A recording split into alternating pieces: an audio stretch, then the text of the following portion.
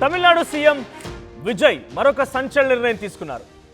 తొలి క్యాబినెట్లోనే మీటింగ్లో ఆయన కీలక నిర్ణయాలు తీసుకున్నారు. స్టాలిన్ ప్రభుత్వంలో జరిగినటువంటి అవినీతి పైన విజయ్ ఫోకస్ చేశారు.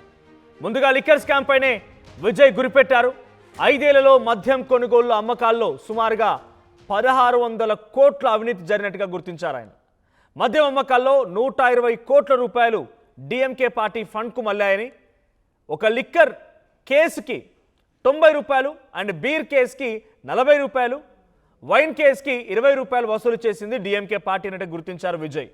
ఖాళీ బాటిల్ డిపాజిట్ స్కీమ్లో కూడా భారీగా అవకతవకలు జరిగాయి. అయితే 10 రూపాయల డిపాజిట్ పేరుతో నెలకి 300 కోట్ల రూపాయలు వసూలు చేసినట్టుగా విజయ్, అంటే గతంలో కూడా దీనిపైన ఎన్ఫోర్స్మెంట్ డైరెక్టరేట్ ఒక యాక్షన్లోకి దిగింది. ఇప్పుడు విజయ్ దీనిపైన చాలా సంచలనమైన నిర్ణయం తీసుకున్నారు. ఖాళీ సీసాలు డిపాజిట్ చేసినటువంటి విషయంలో 10 రూపాయలు తిరిగి ఇచ్చే నిర్ణయం కూడా తీసుకున్నారట. అప్పుడు అయితే స్కీమ్లో 60,000 విలువ చేసినటువంటి మద్యం బాటిళ్లు మాత్రమే సేకరించారు. ఇక బాటిల్ డిపాజిట్ వ్యవహారం నెలకి 300 కోట్ల రూపాయలని స్వాహా చేశారు. విజయ్ నిర్ణయాలతో ప్రభుత్వ అధికారులు భయం మొదలైంది. గత పాలకుల నిర్ణయాలతో తమకు కూడా శిక్ష తప్పదనే ఆవేదన అధికారులు మొదలైనట్టు తెలుస్తోంది. ఇక విజయ్ నెక్స్ట్ టార్గెట్ మైనింగ్ శాఖ. తమిళనాడు మైనింగ్ శాఖలోనూ భారీగా అక్రమాలు జరిగాయన్నట్టుగా విజయ్ గుర్తించారు. ఇప్పటికే గుడులు బడులకి దగ్గరగా ఉన్నటువంటి 717 వైన్ షాపులు మూసేయించారు విజయ్. ఇక 800 కోట్ల రూపాయల నష్టం వచ్చినా మద్యం రేట్లు పెంచానంటూ విజయ్ చెప్తున్నారు. సో మద్యం రేట్లు పెంచే అవకాశం లేదు. అండ్ స్కూల్స్ అండ్ కాలేజ్ దగ్గర ఉన్నటువంటి టెంపుల్స్ దగ్గర ఉన్నటువంటి వైన్ షాప్స్ని సుమారుగా 700 పైచిలకు వైన్ షాప్స్ని తొలగించడం ఒక ఎత్తు. మరోవైపు నిన్న క్యాబినెట్ మీటింగ్లో ఫస్ట్ మీటింగ్లోనే ఆయన లిక్కర్కి సంబంధించినటువంటి స్కామ్ల పైన వెలుగుతూ అంటే బయటకు తీయాలి, వాటిని వెంటనే చర్యలు చేపట్టాలని నిరీక్షణ తీసుకున్నట్టు తెలుస్తోంది.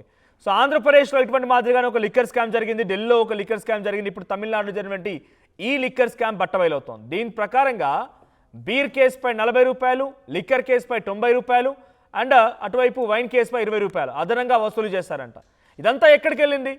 డిఎంకే పార్టీకి సంబంధించినటువంటి నేతల దగ్గరికి వాళ్ళ జేబుల్లోకి వెళ్ళింది. దీంతో పాటుగా బాటిల్ డిపాజిట్ విషయంలో కూడా 300 కోట్ల రూపాయల అక్రమం జరిగినట్టుగా గతంలో ఎన్ఫోర్స్మెంట్ డైరెక్టరేట్ కూడా ఈ విషయం పైన కొంత ఎంట్రీ ఇచ్చి విచారణ చేపట్టాలని చూసింది. కానీ కోర్టు డైరెక్షన్తో ఎన్ఫోర్స్మెంట్ డైరెక్టరేట్ వెనక్కి అడుగు వేసింది. ఇప్పుడు విజయ్ సీఎం హోదాలో ఉన్నారు కాబట్టి మరి ఎటువంటి విచారణ జరిగిందో చూడాలి. దీనికి సంబంధించి డీటెయిల్డ్ అప్డేట్స్ మా ఏపీ ఇన్పుట్ అటు కృష్ణమోహన్ అందిస్తారు. కృష్ణమోహన్, సో గతంలో ఏపీలో కూడా మనం ఒక లిక్కర్ స్కామ్ చూసాం, ఇంకా అది జరుగుతూనే ఉంది. రేపు మాపు జగన్ కూడా నోటీసులు ఇస్తారు ఈడీ అని చెప్పి ఒక చర్చ జరుగుతున్న తరుణంలో తమిళనాడు మాజీ ముఖ్యమంత్రి స్టాలిన్ కూడా ఈ లిక్కర్ స్కామ్ ఉచ్చు బిగియబోతోంది. సో విజయ్ చాలా సీరియస్గా ఉన్నారు. దీనిపై ఇన్వెస్టిగేషన్ కూడా స్టార్ట్ చేసే అవకాశం కనబడుతోంది. డీటెయిల్స్ ఏంటి, ఎటువంటి స్కామ్ జరిగింది, విజయ్ ఏం చేయబోతున్నారు? మనోజ్, బేసిక్గా ఆంధ్రప్రదేశ్లో ఏదైతే 3,500 కోట్ల రూపాయలు లిక్కర్ స్కామ్, అంటే ఈ లిక్కర్ స్కామ్లో కిక్ బ్యాక్స్ ఏవైతే ఉన్నాయో వసూలు చేయడం, ఒక్కొక్క కేసుకి ఇంత రూపాయలు. అయితే సేమ్ అదే తరహాలో తమిళనాడులో కూడా ఈ లిక్కర్ స్కామ్ జరిగింది అనేది ఎన్నికల టైంలో కూడా విజయ్ ఇదే పదే 2-3 సార్లు మాట్లాడారు. మీరు చేసిన అవకతవకలు మొత్తం కూడా బయట పెడతానని చెప్పిన పరిస్థితి. ఇప్పుడు తాజాగా కూడా ఆయన ఫస్ట్ మీటింగ్ లోనే అసలు ఈ వ్యవహారంలో దాదాపుగా 5 అంటే గతంలో డిఎంకే ప్రభుత్వంలో జరిగిన ఈ 5 ఏళ్ల ప్రభుత్వ కాలంలో మద్యం కొనుగోలు అమ్మకాలలో దాదాపుగా 1,600 కోట్లు అవినీతి జరిగినట్టుగా గుర్తింపు అయితే వచ్చింది.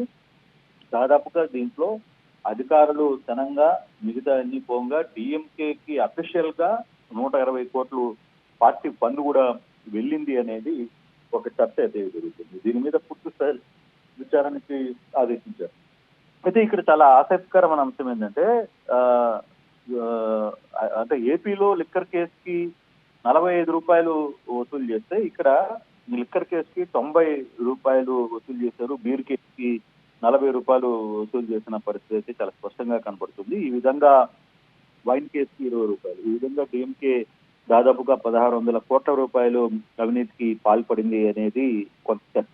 గతంలో కూడా దీని మీద ఈడీ ఎంటర్ అయింది, కాకపోతే అక్కడున్న కోర్టు ఆదేశాల మేరకు దాని లోపలికి పోలేదు. అయితే ఇంకొకటి సమస్య ఏంటంటే ఖాళీ బాటల్స్ డిపాజిట్ అనేది, అంటే ఒక ఖాళీ బాటిల్ డిపాజిట్ 10 రూపాయలు వెనక్కి ఇస్తారు. దానికి సంబంధించిన దాంట్లో కూడా 300 కోట్ల రూపాయలు డిపాజిట్ పేరు మీద వసూలు చేశారు. దీంట్లో చాలా పెద్ద స్థాయిలో ఈ స్కామ్ జరిగింది. దీనికి సంబంధించిన దీంట్లో కూడా ఖాళీ బాటిళ్లు డిపాజిట్ చేస్తే 10 రూపాయలు ఇచ్చే నిర్ణయం తీసుకున్న టైంలో 60,000 విలువ చేసే మద్యం బాటిళ్లు మాత్రమే దీంట్లో సేకరణ చేశారు. మిగతా అంతా కూడా అంటే లెక్కలు చూపించారు. ఆ విధంగా 60,000 మాత్రమే చూపించారు. వసూలు చేసింది దీనికంటే చాలా పెద్ద ఎత్తున 300 కోట్లు స్వాహా చేశారు దీంట్లో అనేది.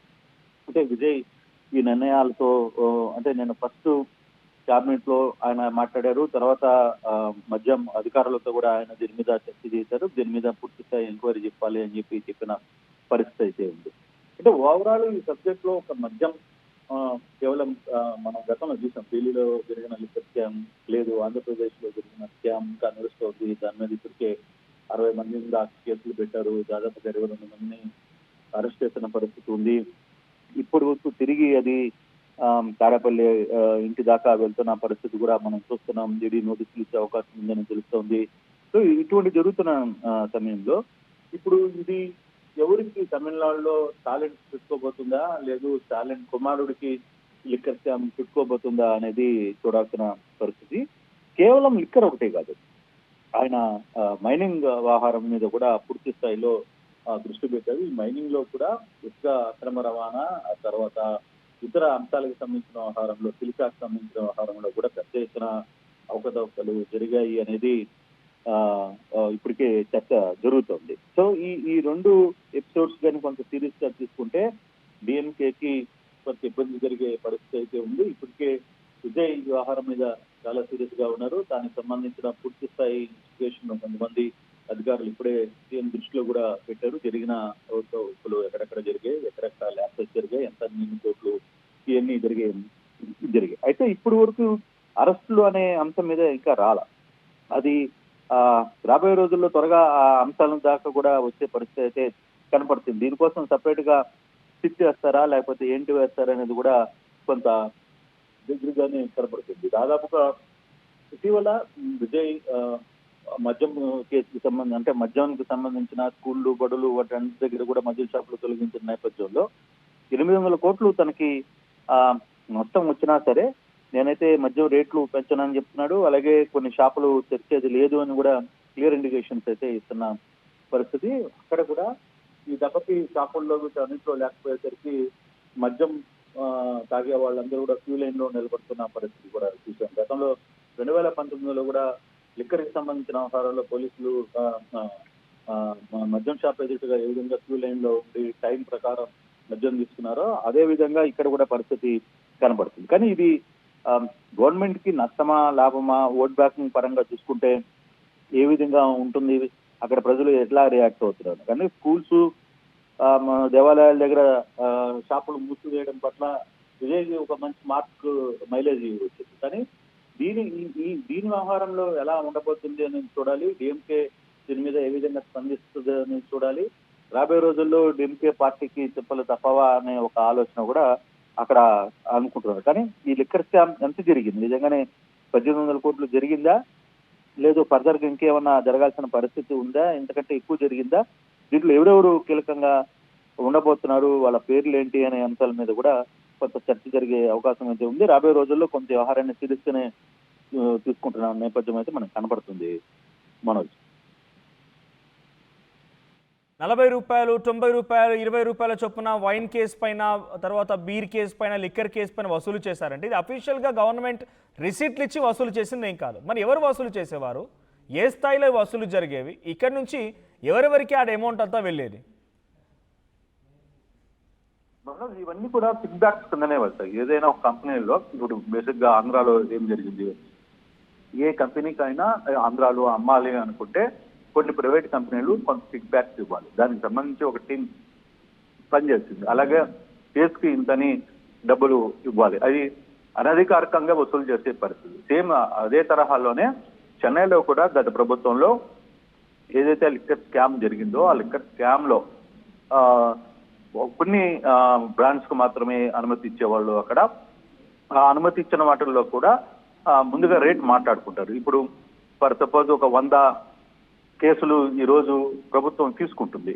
ప్రభుత్వం తీసుకున్నప్పుడు 100 కేసులకు గాను అది 40 రూపాయలు లేదు 90 రూపాయలు. ఇప్పుడు 40 రూపాయలు తీసుకుంటే 4,000 రూపాయలు అది కిక్ బ్యాక్ కింద బయటకు వచ్చే పరిస్థితి. ఆ విధంగానే ఈ వ్యవహారం అంతా కూడా నడిపింది. దీంట్లో ప్రధానంగా ఈ వ్యవహారాన్ని అప్పుడు మద్యం శాఖ అధికారులు పెద్ద ఎత్తున నడిపించారు అనేది ఒక చర్చ. దాని వెనకాల సూత్రధారులు పాత్రధారులు డిఎంకేలో ఉన్న కొంత కీలకమైన వ్యక్తులుగా ఉన్నారు అనేది కొంత చర్చ జరుగుతుంది. అది అంటే ఇప్పుడు దాకా దీని మీద ఓన్లీ విచారణ దీని వరకే జరుగుతోంది. కానీ ఇప్పుడు దాకా కేసులు నమోదు, ఎవరెవరు దీంట్లో ఇన్వాల్వ్మెంట్ అయి ఉన్నారు అనే అంశం మీద ఇంకా కొంత సమయం పట్టే అవకాశం అయితే కనబడుతుంది. బహుశా 2-3 రోజుల్లో దీనికి సంబంధించిన పూర్తి డీటెయిల్స్ వచ్చే అవకాశం అయితే మనకి స్పష్టంగా ఉంది మనోజ్.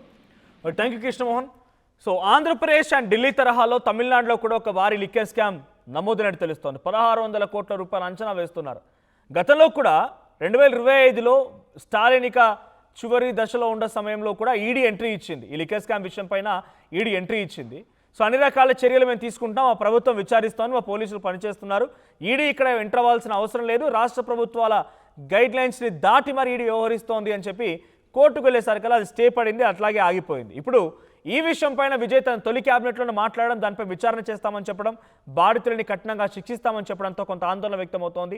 తమిళనాడులో ఇప్పుడు అధికారుల్లో అండ్ గత పార్టీలో ప్రభుత్వంలో పనిచేస్తున్న పెద్దల్లో ఒక వనకైతే మొదలైనని చెప్పాలి. విజయ్ తీసుకున్న నిర్ణయాలు, విజయ్ యొక్క ఆలోచన తీరు పబ్లిక్ నుంచి కూడా హర్షం వ్యక్తమవుతోంది. వాళ్ళు కూడా కొంత పాజిటివ్గా ఉన్నారు విజయ్ పట్ల. సో 300 కోట్ల రూపాయలు ఈ కేవలం లిక్కర్ బాటిల్ డిపాజిట్ల విషయంలో స్కామ్ జరిగితే, అటు లిక్కర్ కేసు పైన 40 రూపాయలు, బీర్ కేసు పైన 90 రూపాయలు అండ్ వైన్ కేసు పై 20 రూపాయలు అదనంగా ఒక్కో కేసు పైన కూడా వసూలు చేశారట. మరి వసూలు చేసింది ఎవరు, ఎక్కడి వరకు ముడుపులు వెళ్ళాయి, ఏ రకంగా డిఎంకే పార్టీ ఫండింగ్లోకి వచ్చాయి, ఇలా అనేక కోణాల్లో కూడా విచారించే అవకాశం ఉంది. చూద్దాం మరి డిఎంకే స్టాలిన్ని విజయ్ ఈ లిక్కర్ స్కామ్ విషయం మొత్తం బయటకు తీసి అరెస్ట్ చేస్తారా, లేదు ఎప్పటిలాగానే కేవలం ప్రతిపక్షాలని అణిచివేస్తే డెఫినెట్గా మళ్ళీ స్ట్రాంగ్ అవుతాయి కాబట్టి వదిలేస్తారా అనేది చూడాల్సిన అవసరం అయితే ఉంది. సో మీరేమనుకుంటున్నారు, విజయ్ నిజంగానే అంత డీప్గా వెళ్ళి స్టాలిన్ మొత్తం తతంగాన్ని బయటికి తీసి అరెస్ట్ చేసే అవకాశం ఉంటుందా? Please do comment your opinion.